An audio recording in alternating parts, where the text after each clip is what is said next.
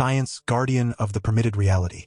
We're taking a long, unflinching look at one of the most sacred institutions in our world, science itself, and how it fits perfectly into the hierarchy of control that governs societies from the top down. Before we continue this examination of the hierarchy and science's role within it, a brief note. If any element of this analysis strikes a chord, be it a pattern revealed or a logical connection made, consider sharing the episode with others who might benefit, and stay connected for forthcoming explorations. Let's start by laying out the framework clearly. At the very peak sit the elites who pull the primary strings. Finance, information, and even belief systems, including the modern form of organized skepticism that functions much like a religion. These levers allow them to direct everything below. And right in the middle of it all, embedded deeply in every layer, is science, not as the pure pursuit of truth we're taught it is, but as a sophisticated mechanism for protecting the existing order. Think about this for a second. If you control what counts as legitimate knowledge, you control what people believe is possible. You control the boundaries of what can be questioned. That's power at its most fundamental level. Now follow the hierarchy downward. The elites shape finance to direct funding flows. Only certain kinds of research get the massive resources needed to move forward. Studies that might challenge core economic assumptions or reveal ways for ordinary people to gain independence. Those avenues dry up fast. Instead, research flows toward innovations that concentrate more power upward, better surveillance tools, more efficient systems of compliance, pharmaceuticals that manage symptoms without addressing root causes. The money created from nothing at the top ensures that science serves the financial architecture rather than disrupting it.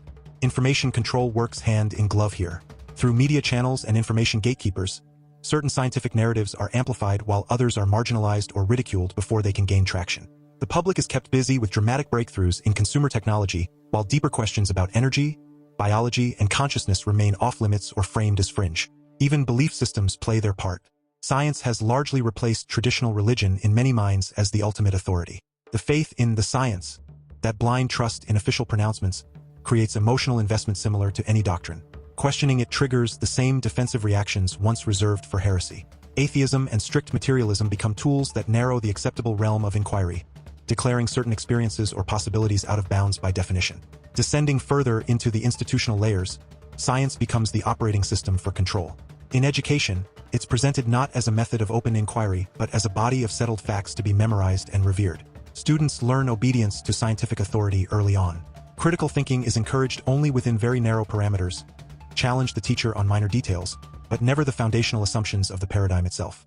This produces generations ready to accept expert consensus without the tools to examine how that consensus forms. The justice system relies on science to determine permitted truth.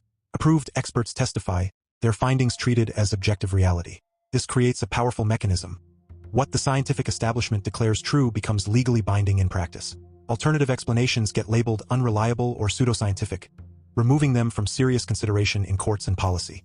Media uses science constantly to keep populations distracted and compliant. Sensationalized studies about minor health risks or exciting gadgets fill the airwaves.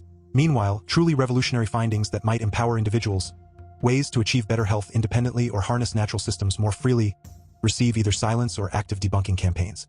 Corporations weaponize science most directly. They fund research that protects their markets and patents while commissioning studies designed to discredit competition, whether from smaller innovators or natural approaches. Science here functions as a moat around monopolies. Health science, in particular, often focuses on expensive interventions rather than prevention or simple solutions that don't generate ongoing profit. The incentive structure ensures that research serves commercial longevity over human liberation. The military applies scientific advancement toward dominance and elimination when softer methods fail. Advanced technologies developed under the banner of progress find their way into tools of control and, when necessary, destruction. Science provides the intellectual justification and the means. Culture shapes how we feel about scientific pronouncements. It defines what is rational, sophisticated thinking.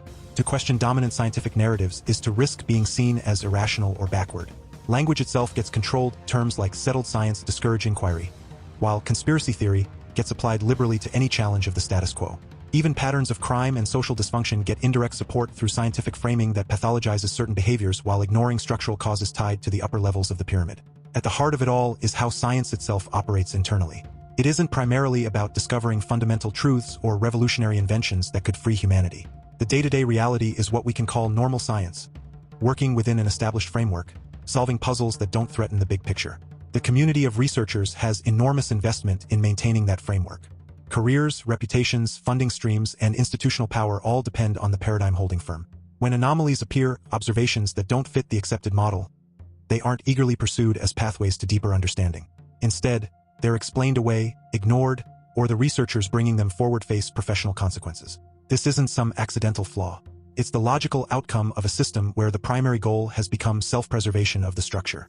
Peer review, presented as the gold standard of quality control, functions in practice as an effective gatekeeping mechanism. Those already inside the paradigm evaluate new ideas. Ideas that fit comfortably get approved. Ideas that challenge core assumptions face extraordinary scrutiny or outright rejection. The process protects the collective worldview rather than advancing truth wherever it leads. Funding mechanisms reinforce this beautifully. Research proposals must align with priorities set by those holding the purse strings, ultimately traceable to elite influence through governments and major corporations. Scientists learn quickly which questions are career-enhancing and which ones lead to dead ends. Over time, entire fields drift toward safe, incremental work that supports the existing order. Disruptive genius gets starved of resources. When genuine challenges do emerge despite these barriers, the response is predictable and effective. Smearing. Critics aren't engaged on the evidence. They're labeled with terms designed to trigger dismissal, unscientific, dangerous, motivated by bias. This framing in the information channels discourages others from investigating. The narrative is protected without ever having to seriously debate the substance.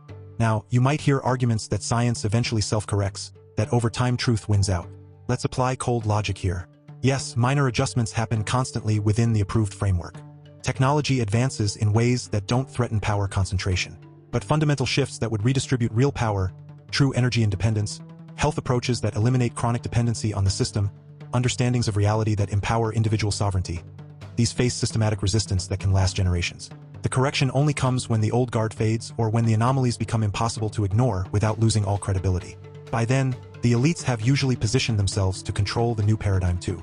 The apparent progress we see, smartphones, medical procedures, space technology, serves as proof of concept for the believers. But notice what areas show the most stagnation relative to potential. Fields that could liberate people from dependency show the slowest genuine breakthroughs despite massive funding. This selective progress isn't random. It's exactly what a protection system would produce. Consider how science integrates with the other control layers. Education instills faith in the method. Media broadcasts the approved conclusions as unquestionable. Corporations profit from applications while suppressing alternatives. Governments create policies, based on science, that expand bureaucracy and control. The military secures resources and eliminates obstacles. Culture makes deviation socially costly. Crime networks and other pressures keep populations too distracted or compromised to push back effectively. Science, in this structure, acts as the ultimate validator and shield. It provides the intellectual and moral authority that makes the entire pyramid appear rational, objective, and inevitable. Without this layer appearing neutral and truth-seeking, the other mechanisms would face far more resistance.